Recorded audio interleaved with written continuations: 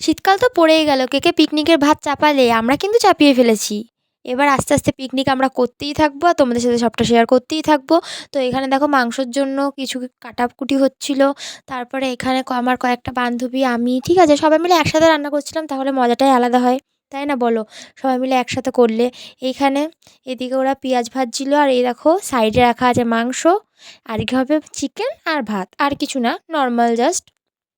এখানে সব ভাজাভুজি করছিল। তারপরে আমাদের চিকেনটা আস্তে আস্তে হতে শুরু করলো, অনেকটা হয়ে গেছিলো প্রায়। তারপরে চিকেনটা হয়ে গেল। এদিকে আমি ভাজছিলাম পাঁপড়, চিকেন, ভাত আর পাঁপড়, বাস, সিম্পল আইটেম, তাই না? এখানে পাঁপড় ঠাপড় ভাজলাম। তারপর অনেকগুলো পাঁপড় ছিল, সব ভিডিও তো আর সবসময় করা হয় না, যেহেতু পিকনিকের মধ্যে ছিলাম, সবাই মজা করতেই ব্যস্ত ছিলাম। তাও এই কটা ভিডিও করতে পেরেছি, এটাই অনেক। গান টান চলছিল তো। তারপরে দেখো আমার পাঁপড় ঠাপড় ভাজা হয়ে যাওয়ার পরে এখানে আমরা ওদেরকে খেতে দিয়ে দিয়েছিলাম। আমরা লাস্টে খাবো কয়েকজন। তো এরা আমাদেরকে বলছিল খুব ভালো হয়েছে খাবার। তারপরে এখানে পাঁপড়গুলো আমরা নিজেরাই বসে বসে খেয়ে নিচ্ছি। আমরা যে চারজন লাস্টে খাবো তারা এখন পাঁপড়ই বসে বসে খেয়ে নিচ্ছিলাম। তারপরে আমরা 3:30টার সময় বসলাম খেতে। আমি আর 3জন, মানে আমরা 4জন, আগে সবাইকে দিয়ে দিয়েছিলাম।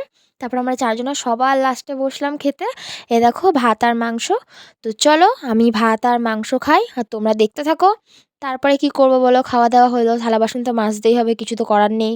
তারপরে এরাও থালা বাসন মাজছিল, আমিও মেজে মেজে ওদেরকে একটু সাহায্য করে দিচ্ছিলাম, আমরা থালা বাসন মাজি। তো চলো আজকের মতো সবাইকে টাটা, ভালো থেকো, সুস্থ থেকো।